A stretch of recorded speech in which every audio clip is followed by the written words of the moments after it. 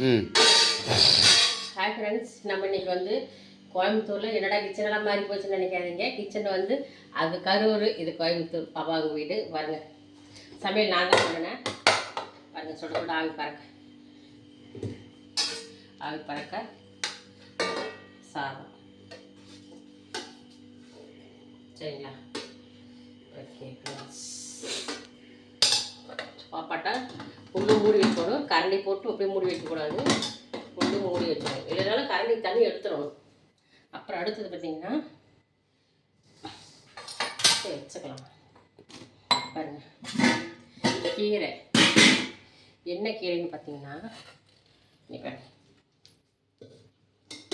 குமுட்டி கீரை. சரிங்களா? குமுட்டி கீரை வந்து அடிக்கடி கிடைக்காது. நமக்கு வந்து இந்த மழை காலம் மட்டும்தான் இந்த குமுட்டி கீரை கிடைக்கும். நல்ல கீரை, சாப்பிட டேஸ்ட்டாக இருக்கும். இன்றைக்கி வந்து அதே மாதிரி பார்த்திங்கன்னா இந்த குமுட்டி கீரையில் வர தண்டு இருக்குது பார்த்தீங்களா, அந்த தாள் கீரை பறிச்சிடுவோம். அதில் தாள் இருக்குது, அதை வேஸ்ட் பண்ணக்கூடாது. முத்துற வரைக்கும் கட் பண்ணி அதுவும் பாசிப்பருப்பும் போட்டு ஒரு கூட்டு பண்ணு. இது வந்து பார்த்திங்கன்னா தோசைக்கு சப்பாத்திக்கு எல்லாத்துக்குமே வச்சு சாப்பிட்லாம். இந்த கூட்டு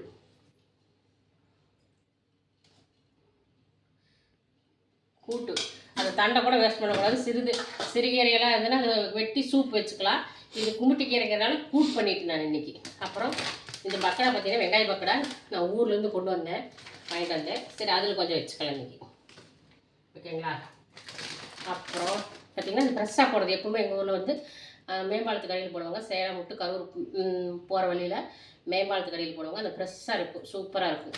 அதில் வாங்கிட்டு வந்தது. அது வந்து 100 நாளைக்கு அவர்கிட்டயே போய் நான் வீடியோ போட்டு உங்களுக்கு காமிக்கிறேன். ஓகே ஃப்ரெண்ட்ஸ், அப்புறம் பார்த்தீங்கன்னா ரசம். கம்மிங்க கிட்ட கம்மி பாருங்க, ரசம்.